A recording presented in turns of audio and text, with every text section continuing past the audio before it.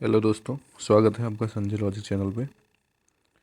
आज हम इस्लाम धर्म की शुरुआत के बारे में बात करेंगे। उसकी शुरुआत कैसे हुई और भारत में इसका आगमन कैसे हुआ, किन लोगों के द्वारा भारत में इस्लाम पहुंचा, किस तरीके से पहुंचा, इन सब बारे में विस्तृत से चर्चा करेंगे। हम आपको बता दें कि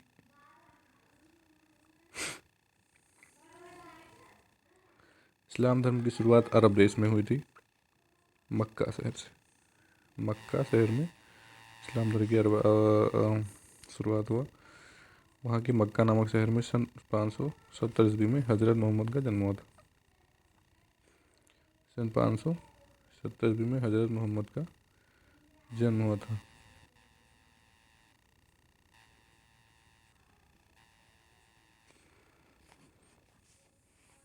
अरब में पहले मतलब कबीले रहते थे, कोई मतलब देवी देवताओं की पूजा करने वाले, लगभग हिंदू ही रहे होंगे या कौन रहा होगा ये नहीं पता, लेकिन मतलब कुछ लोग रहते थे जो हिंदू देवी देवताओं का पूजा करते थे। और इन लोगों से जो है हज़रत बहुत दूर रहता था, क्योंकि आपस में मतभेद ज़्यादा पैदा होते थे। उनको कबीले बोलते थे। हज़रत मोहम्मद 570 में इनका जन्म हुआ। हज़रत मोहम्मद का 570 ईस्वी में इनका जन्म हुआ। और मक्का शहर के नाम हुए इनका, मक्का शहर में इनका जन्म हुआ। क्या हुआ? इनका जन्म मक्का शहर में हुआ। और ये जो है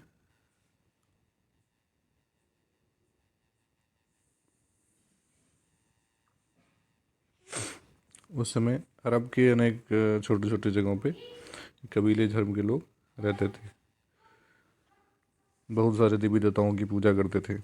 हज़रत मोहम्मद इन कबीलों के बीच में आपसी सौहार्द भाईचारा बढ़ाने के लिए संदेश देने लगे कि ईश्वर एक है। लोग नहीं मानते थे। ये धीरे धीरे जो है अपना एक अलग मंत्र जो कहते हैं, या एक अपना अलग रूल बनाने लगे।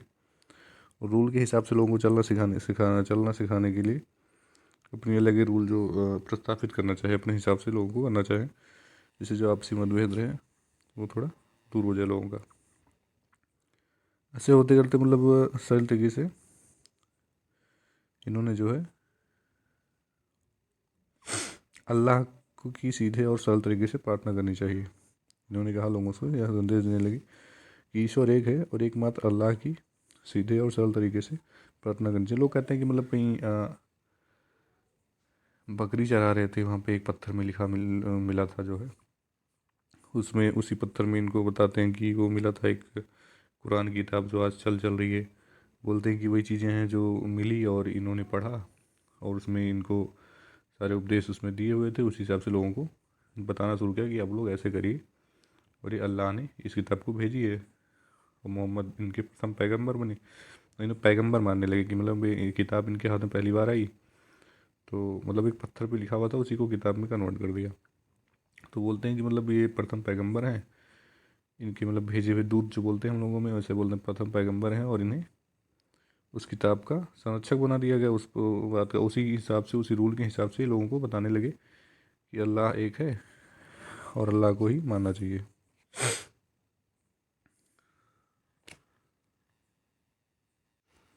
इन्होंने कहा कि मतलब अल्लाह, मोहम्मद साहब ने कहा कि अल्लाह को मानने वाले सब लोग बराबर और एक हैं। और मक्का शहर में ये रहते थे, वहीं पे जहाँ इनको पत्थर मिला था, वहीं पे इनका स्थान जो आज मक्का बोला जाता है। मक्का मदीना जो है, लेकिन मदीना ये बाद में गए थे, पहले मक्का में ही रहते थे। तो जहाँ इन्हें पत्थर मिला था वहीं पे मक्का एक स्थान बना दिया गया, जो मतलब ये इस्लाम धर्म का बहुत पवित्र स्थान माना जाता है। लोग तीर्थ स्थान के हिसाब से तीर्थ स्थान करने वहीं पे जाते हैं।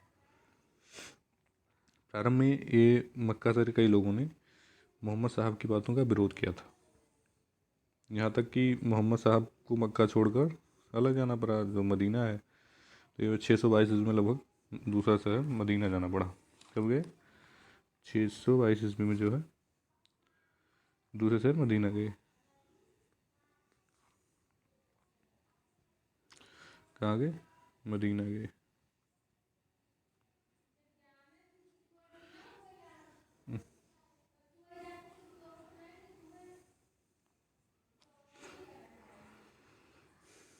622 ईस्वी में ये मदीना गए। वहाँ इनका यहाँ जाना हिजरत कहा जाता है, मतलब इनका यहाँ जाना हिजरत का नाम दिया गया।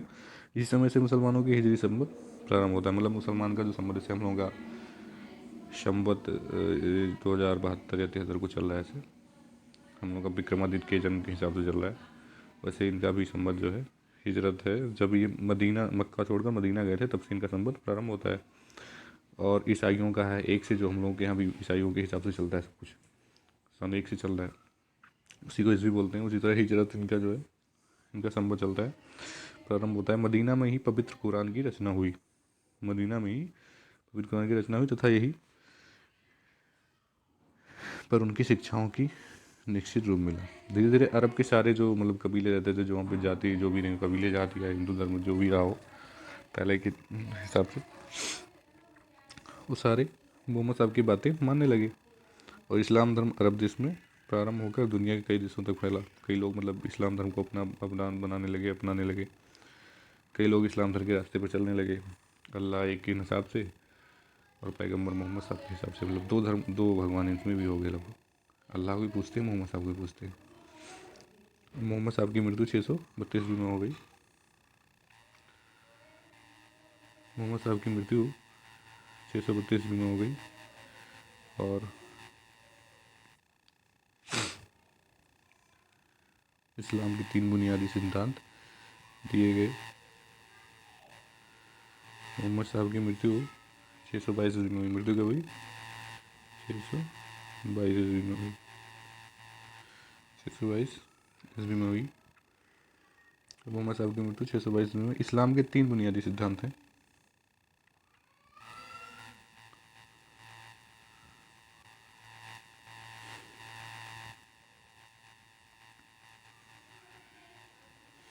इस्लाम के 3 बुनियादी सिद्धांत माने कि समता, समानता और बंधुत्व। समता मतलब सब एक है, समानता सब लोग बराबर हैं, बंधुत्व मतलब जुट बन के रहो, सब लोग एकता में रहो। इस्लाम धर्म से लोग मानते हैं अल्लाह एक है और वे उसके बंदे हैं तथा हज़रत मोहम्मद अल्लाह का पैगाम संदेश लाने वाले पैगम्बर। मैंने कहा था ना कि हज़रत मोहम्मद अल्लाह का जो पैगाम मतलब पैगम्बर बने, उनका जो संदेशा लेकर आए और ये उनके पैगम्बर बन गए।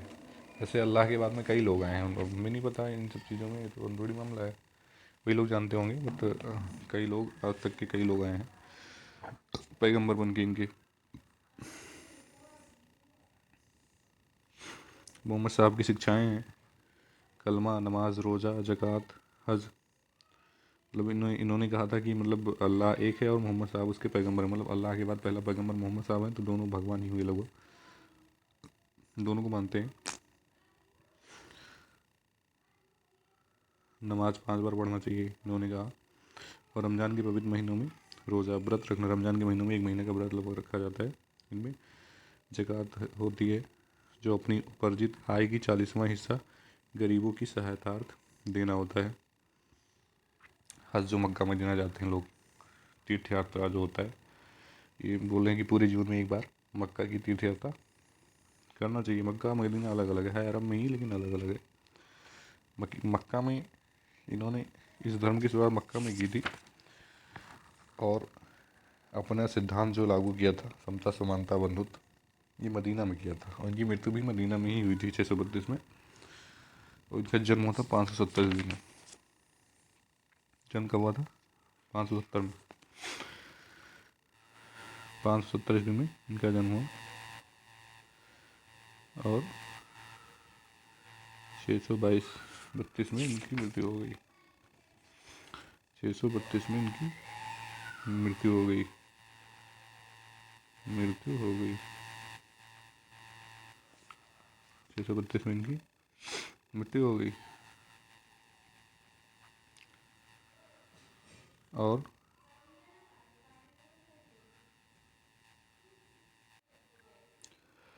जब इनकी मृत्यु हुई तो लगभग इस्लाम अरब के कई राज्यों में, उधर मतलब जो देश हैं ईरान वगैरह, लगभग कई तुर्क है, ये सब कई आसपास के कई देश हैं जो जहाँ पर इस्लाम लगभग काफ़ी फैल चुका था। और जब मोहम्मद साहब का जन्म हो गया, मृत्यु हो गई, उनके बाद अरब में खलीफाओं का प्रभुत्व स्थापित, मतलब उनका राज हो गया। खलीफा पैगंबर के उत्तराधिकारी के रूप में मुस्लिम जगत के धार्मिक गुरु। और राजनीतिक प्रशासक होते थे। और ये जो है अपना साम्राज्य एक मतलब विस्तारवादी चीन है प्रेजेंट में। विस्तार मतलब एक विस्तारवादी राज चलाता है, उसी तरह वो भी मतलब विस्तारवादी राज चला रहे थे, मतलब विस्तार करना चाह रहे थे मुस्लिम का हर जगह प्रचार और हर जगह कब्जा करना चाह रहे थे। इन्होंने अपना साम्राज्य अरब देश, सीरिया, इराक, अफ्रीका तक लगभग स्पेन वगैरह में लोग फैलाया, और भारत में भी धीरे सोचने लगे। भारत में खैर लुटेरों के हिसाब से आए थे, ना कि अपना धर्म का प्रचार करने। ये भारत एक सोने की चिड़िया थी।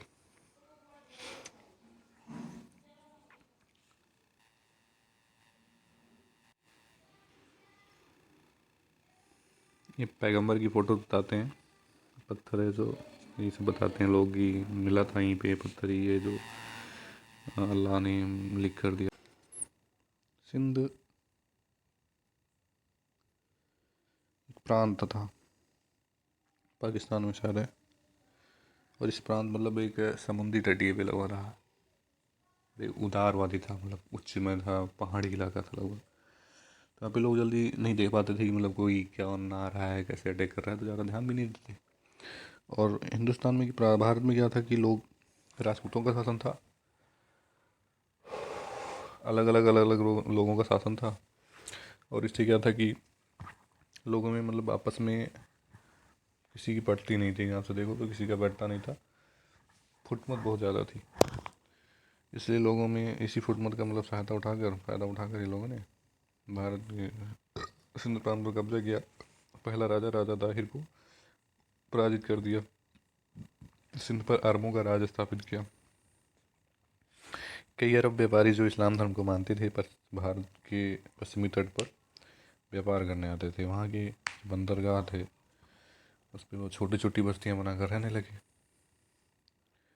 राजाओं ने उन्हें बसने में मदद की, क्योंकि राजाओं को जैसे जो कोई भी व्यापारी आएगा, जैसे आजकल मोदी जी को कह रहे हैं लोग कि बड़े बड़े लोगों को सब कुछ बेच के और फ़ायदा ले रहे हैं, पैसे कमा रहे हैं, कमीशन ले रहे हैं, क्या है, उसी तरह राजाओं भी उनको बंदरगाहों की छोटी छोटी बस्तियाँ बनाकर बसा दिए।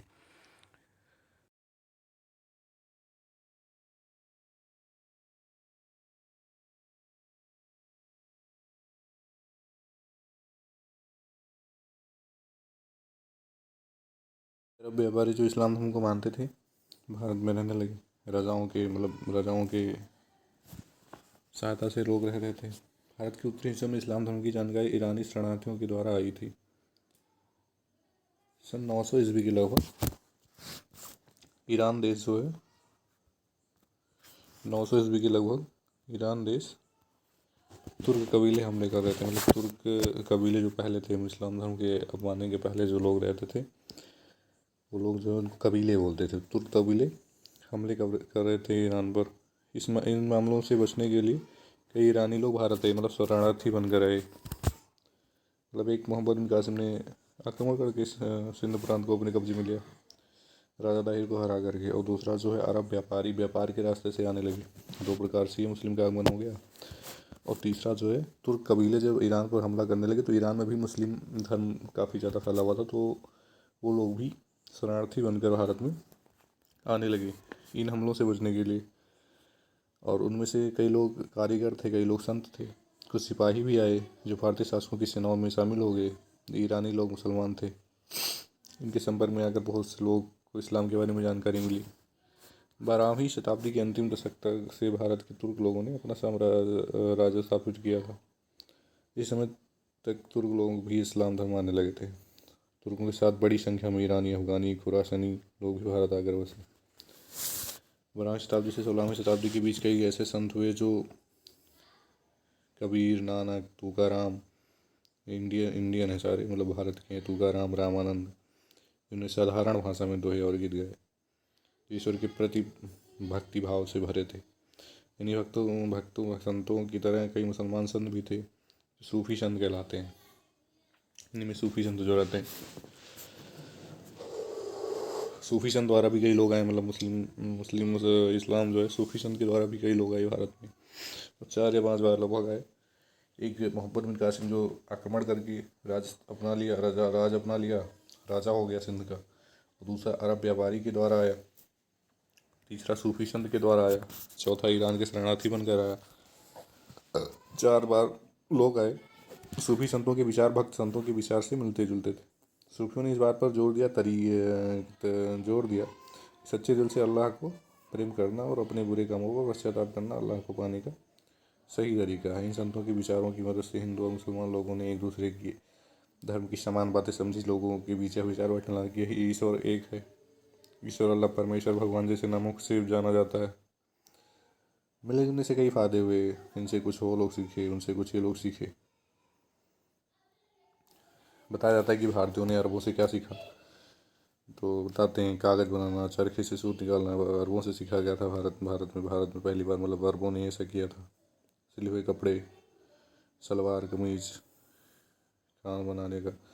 और भारतीयों से उन लोगों ने क्या सीखा जानते हो? 4 वेद में आयुर्वेद है।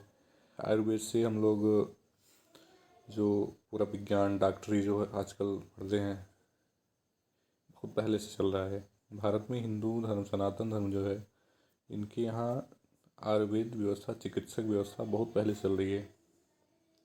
आदिकाल से, अनादिकाल से चल रही है। और आयुर्वेद का ज्ञान भी जो है अरबों ने यहाँ से ही सीखा था पहली बार।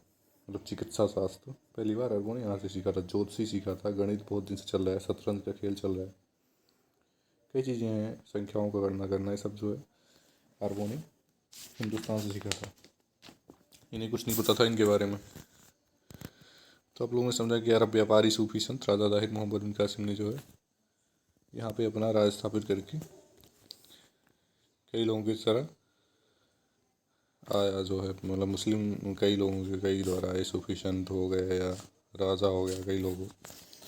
तुर्क के आक्रमण के समय भारत तुर्क के आक्रमण के समय जो है क्या था? उत्तर भारत में इस्लाम के आगमन के समय कोई शक्तिशाली शासन नहीं था।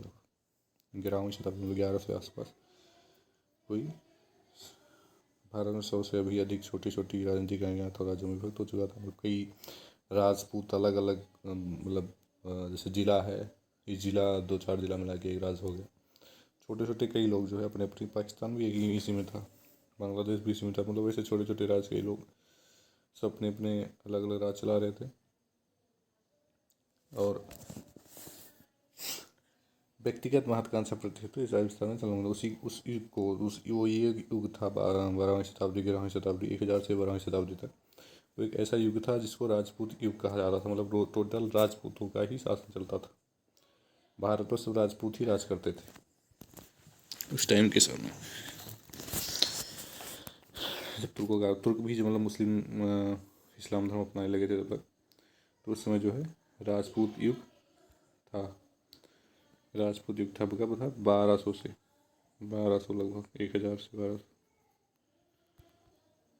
से 1200 से बीच में लगभग राजपूत था। और यहाँ पे थोड़ा दिक्कत है, मतलब समाज में जात पात तथा भेदभाव के बंधन पर आधारित था। इसलिए जो है कोई आपस में किसी का पड़ता नहीं था। मतलब इसी वजह से लगभग ज़्यादातर ये लोग जो राज कर पाए, तुर्की लोग जो राज कर पाए भारत पे, ज़्यादातर इसी की वजह से राज किए। यहाँ पे ऊंच नीच का ज़्यादा भाव रखता थे। मतलब राजपूत का युग था, वो जात पात वाला बहुत ज़्यादा सिस्टम था। तुर्क आक्रमण जो है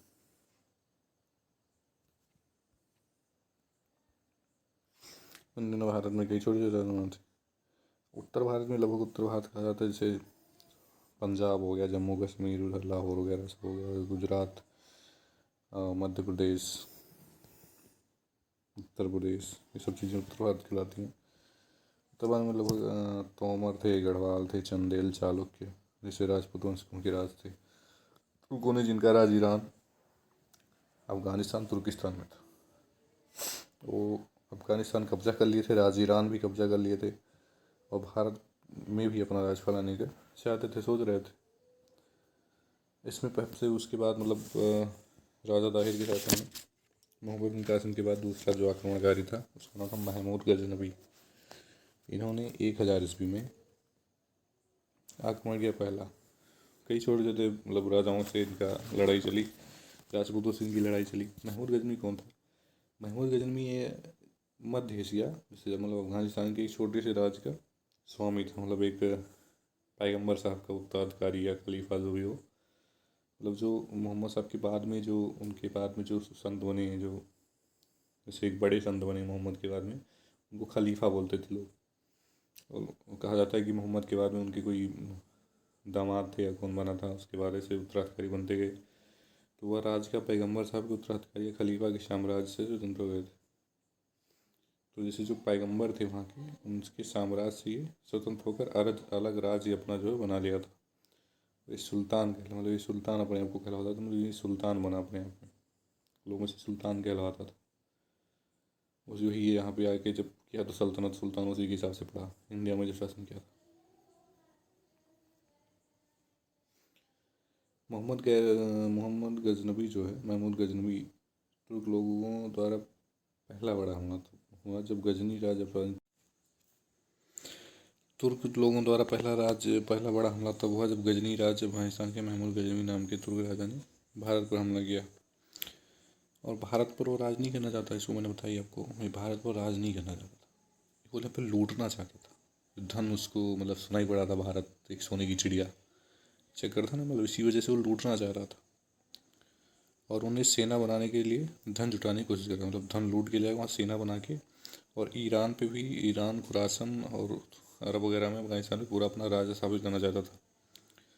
और जब महमूद गजनवी यहाँ पे लगभग 1000 से लेके सन 1000, मतलब सन 1000 से लगभग ले करके और 1025 तक लगभग 17 बार, 1025 तक लगभग 17 बार विभिन्न राजपूतों पर आक्रमण किया उसने। क्या समझ रहे हैं आप? 1000 ईस्वी से लेकर लगभग 1025 ईस्वी तक 17 बार विभिन्न राजपूतों पर आक्रमण किया। लेकिन उसने कई राजाओं को हराकर उनके धन पर कब्जा किया, उन मंदिरों और बौद्ध मठों को तोड़ा, लूटा। कई इलाकों में सबको मतलब पहले आक्रमण करता था, मार देता था।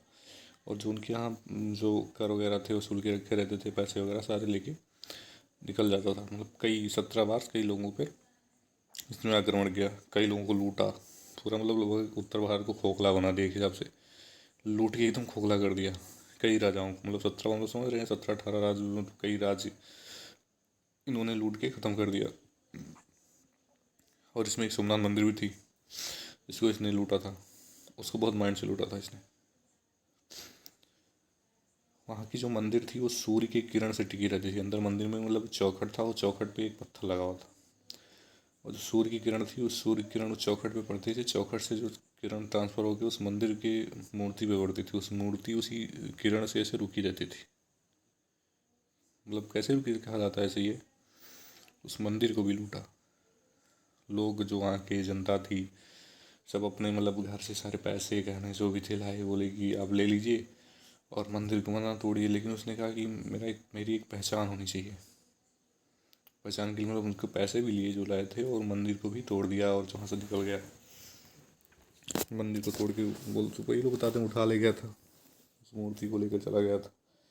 कुछ भी बताते हैं, कोई कुछ भी बताता है। उस मंदिर का नाम सोमनाथ मंदिर, 1025 में लगभग टूटी थी उसको। मतलब ये आक्रमण उसका सबसे प्रसिद्ध है, महमूद गजनवी। मतलब इस भारत में इसी आक्रमण के नाम से लगभग समझो कि बहुत ज़्यादा प्रसिद्ध हो गया। सोमनाथ मंदिर कहाँ स्थित है ये बात कर लें। सोमनाथ मंदिर गुजरात के सौराष्ट्र क्षेत्र में वेरावल में स्थित है। ये 12 ज्योतिर्लिंग में से एक है। मतलब शंकर भगवान के 12 ज्योतिर्लिंग जो है उसमें से एक ज्योतिर्लिंग सोमनाथ मंदिर है। मतलब कई आक्रमणकारियों ने इस पर नुकसान पहुंचाया था मंदिर में। और आपको पता ही होगा कि इसका निर्माण जो है सरदार वल्लभ भाई पटेल ने करवाया था। 1951 ईस्वी में लगभग ज्योतिर्लिंग की स्थापना हुई थी, वो भी राजेंद्र प्रसाद द्वारा। उन्होंने 11 मई 1991 को इसकी स्थापना किया। 11 मई 1991 को इसका स्थापना किया, इसका ज्योतिर्लिंग का 11 मई 1951 को इसका स्थापना किया।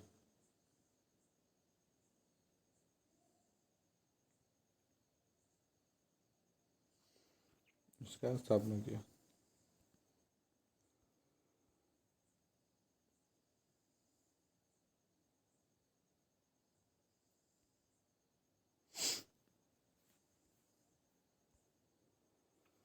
सोमनाथ मंदिर जानते ही हैं आप। और उस समय के राज जो थे उसी तरह से मतलब हर जगह वंश कई लोग थे जो राज करते थे, अलग अलग प्रकार के लोग थे।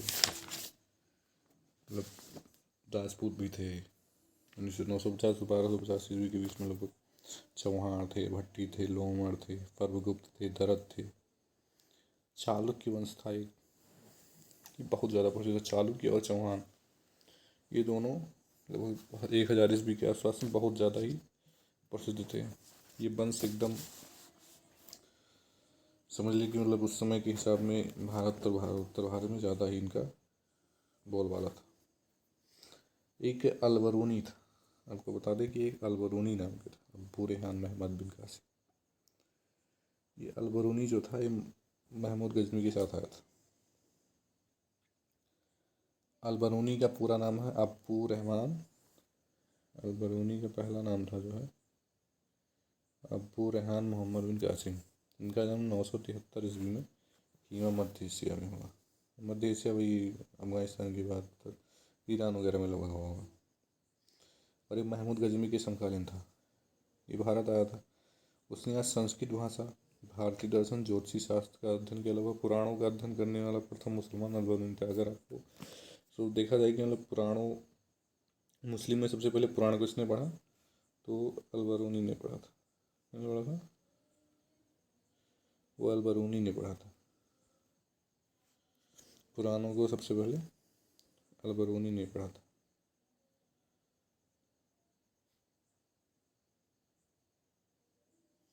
पुराणों को सबसे पहले अलबरूनी पढ़ा था। मुसलमान जो है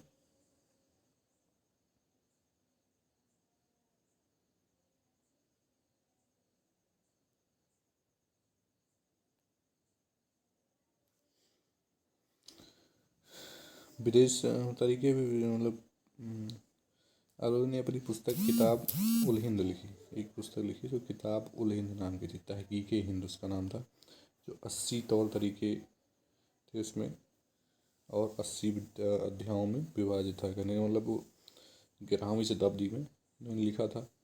सामाजिक एवं संस्कृति जीवन, समाज का रीति रिवाज, तौर तरीके हैं, उनके हिसाब से भारत के बारे में लिखा है तहकीक हिंद। विस्तार जानकारी दी गई है कि मुख्य अंश निम्नलिखित हैं। विदेशों यहाँ पे आते बहुत संकुचित थे, यहाँ के लोग उनसे मतलब प्रभावित नहीं हो रहे थे, वहाँ के लोग इनसे नहीं मिल पा रहे थे। खैर एक हिसाब से देखा जाए तो उन लोगों ने यहाँ से अधिकतर सारी चीज़ें यहीं से सीखी हैं। जो भी मुस्लिम देश हैं, जितने भी इधर के मतलब मध्य एशिया के सारे लोग जो भी सीखे हैं वो बाहर से ही सीखे हैं लगभग। चाहे वो शास्त्र ले लीजिए, चाहे गणित हो, चाहे शतरंज हो, चाहे आयुर्वेद हो, जो भी चीज़ें हैं यहीं से सीख कर गए थे। अब हम आते हैं मोहम्मद गौरी पे। मोहम्मद गौरी लगभग 1173 से 1174 ईस्वी से में गजनी पर अधिकार किया था। अब गजनी क्या है? गजनी एक अफगानिस्तान का राज्य है, गौर नामक स्थान था। ठीक है, मोहम्मद गौरी अफगानिस्तान के गौर नामक स्थान का था और वो गजनी पर आक्रमण किया 1173 ईस्वी में। अफगानिस्तान के गजनी पर आक्रमण किया, वहाँ पे अपना राज स्थापित किया, तो वहाँ का हिसाब से एक राजा बन गया। और उसके बाद इसने भारत पर पहला आक्रमण किया था। इसने पहला आक्रमण किया था और भारत पर आक्रमण करने वाला मुसलमान जो है तीसरा था।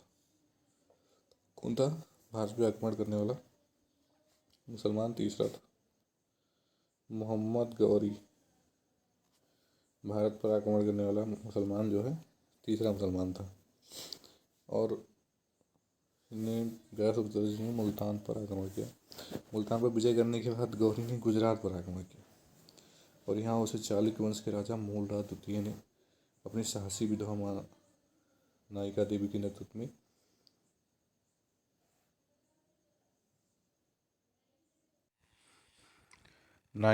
नेतृत्व में अब्बू पहाड़ के निकट पराजित किया। यह भारत में उसकी पहली पराजय थी। भारत में नहीं, उसकी नहीं, मतलब किसी भी मुस्लिम जो तीसरा था या मुस्लिम कोई भी हो, पहली बार हार का शिकस्त खाया था। पहली बार किसी भारत में किसी ने उसको मुस्लिम राजाओं को किसी ने हराया था। इस पराजय के बाद गौरी ने अपने आक्रमण का मार्ग बदला, तो उसने पंजाब पर आक्रमण किया और गुजरात पर किया। उसने उसके बाद फिर पंजाब पर किया था, पंजाब पर किया।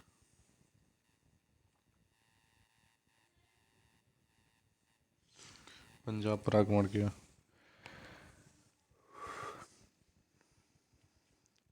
हो गया, पंजाब पर आक्रमण किया, इसको पूरा जीत लिया। 1190 तक लगभग इसको पूरा अपने कब्जे में ले लिया। पूर्ण पंजाब को अपने कब्जे में ले लिया इसने। मूलराज द्वितीय ने इसको हरा दिया था। किसने हरा दिया? मोहम्मद गौरी को पहली बार मूलराज द्वितीय ने हरा दिया। उसके बाद में इसने मुल्तान पर कब्जा नहीं किया, इसने सीधा पंजाब पर कब्जा आक्रमण किया और पंजाब को 1190 तक अपने कब्जे में ले लिया था। पंजाब को 1190 तक अपने कब्जे में ले लिया।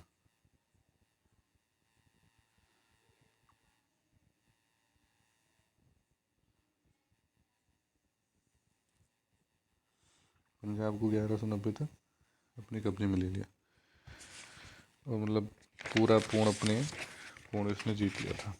पूरा पंजाब कब्जा जीत कर दिया था। पंजाब जीतने के बाद इन्होंने राज्य की सीमाएं दिल्ली अजमेर तक कर दी। और उस समय दिल्ली का शासक जो था पृथ्वीराज तृतीय पृथ्वीराज चौहान था।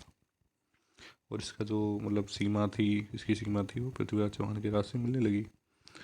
अब पृथ्वीराज चौहान के बारे में बात करें अगर हम,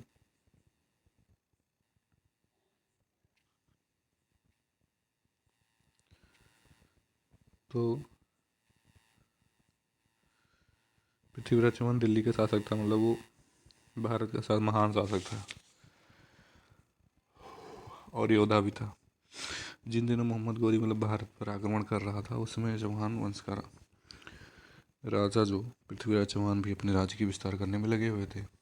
पृथ्वीराज चौहान एक वीर साहसी थे, योग्य सेनानायक था, एक बहुत पहलवान समझा जाए कि हमें लगता है कि भारत के शासकों में सबसे ज़्यादा बलवान शासक पृथ्वीराज चौहान ही लगभग रहा है आज तक।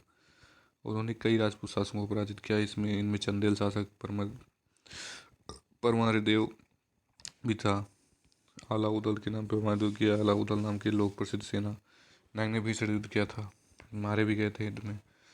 पथरिंडा पर मोहम्मद गौरी के अधिकार कर लेने के बाद पृथ्वी चौहान ने मोहम्मद गौरी के पास संघर्ष की स्थिति बन गई और इनका जो है प्रथम युद्ध हुआ था पृथ्वीराज चौहान मोहम्मद गौरी का।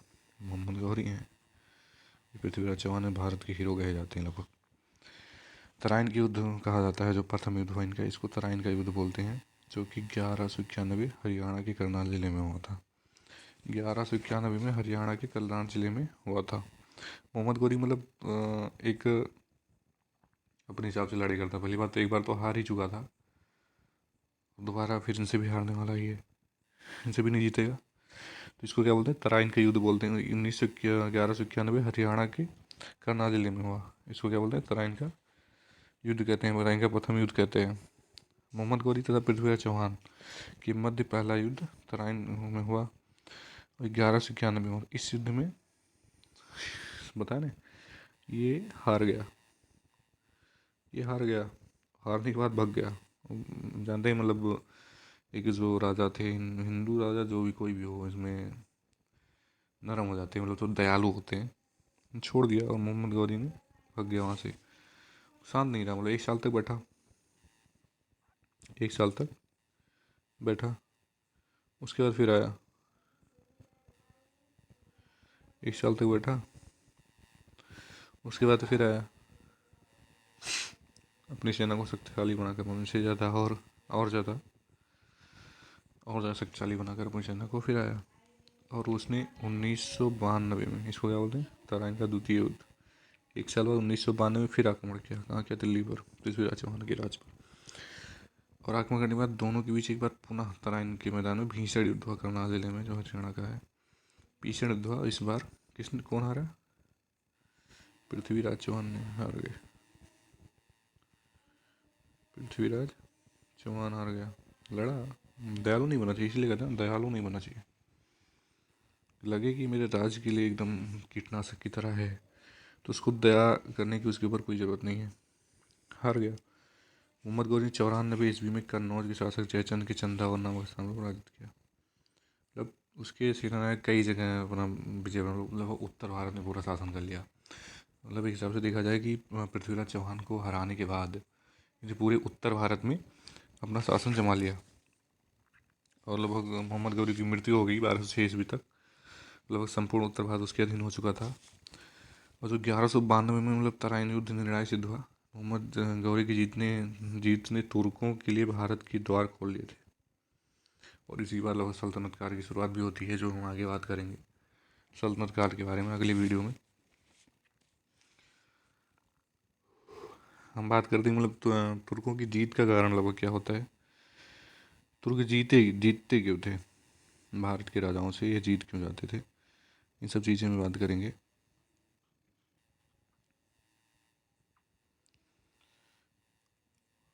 इनका कारण था क्या था जीतने का। इतिहासकार तो राजपूतों की हार व तुर्कों की जीत के अलग अलग कारण बताते हैं, और इतिहासकारों के बीच इस बात को लेकर सहमति नहीं है। फिर भी मुख्य रूप से तुर्कों की जीत के निम्नलिखित कई कारण हैं। जैसे राजपूत राजाओं में एकता का अभाव, मतलब बिंदुओं में एकता नहीं थी। कई राजा से भारत पे अगर एक प्रधान राजा होता तो लगभग कोई भी आक्रमण करता तो एक बचाव रहित कार्य होता। लेकिन मतलब अलग अलग राजा थे, छोटे छोटे राजा थे, बड़े बड़े राजा थे, 100 से ज़्यादा राजा थे भारत में। और पुरानी कुछ प्रमाण, मतलब शत्रुओं का प्रयोग पुराना था, वही सब पुराने ज़माने वाला सिस्टम था सारा। और तुर्क सेना के पास अच्छी नस्ल के घोड़े, फुर्तीले घुड़सवार भी होते थे। सैनिक का कुशल तीरंदाज भी होता, मतलब सैनिक उनके भी व्यवस्थित थे पूरे। और उनकी भारतीय समाज में सबसे मेन कारण जो था एक अभाव, लोगों में आपस में बैर रहता था, ज़्यादा बैठता नहीं था, मतलब बहुत ज़्यादा एक राजाओं जो है आपस में लड़ते भिड़ते रहते थे। मेन कारण ये था कि उन लोगों ने आक्रमण करके विजय प्राप्त किया। और दूसरा कारण था जो आपस में जो जनता थी यहाँ पे, उनका भी आपस में छुआछूत के कारण बहुत ज़्यादा दूरियाँ थी। छुआछूत के कारण बहुत ज़्यादा दूरियाँ थी। और एक बात और हम आपको बता दें कि सिंध पे जो विजय प्राप्त हुआ है अरबी लेख भाषा में लगभग चंचनामा नामक ग्रंथ में मिलता है। चंचनामा एक जो है अरबी भाषा में किताब लिखी गई है, शायद अल-बरूनी ही लिखी है। चंचनामा जो है ये जो इस पे जो है अरब सिंध विजय के विस्तृत उल्लेख मिलता है इसमें। और सिंध विजय के बाद में अरब आक्रमणकारी मीर कासिम ने, तो बाद में आते हैं जो जगह लगाया था मीर कासिम, बाद में था फिलहाल। और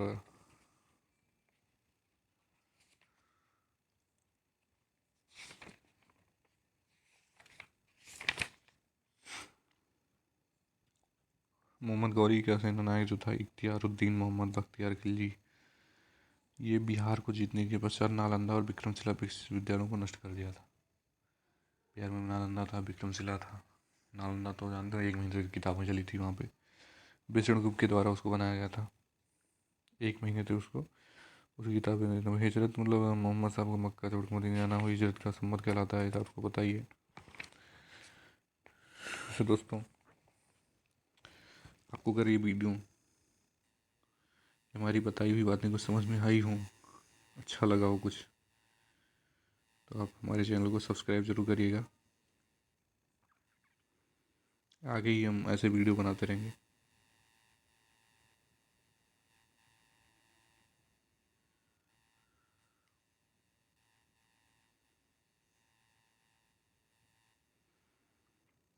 धन्यवाद वीडियो देखने के लिए। जय हिंद।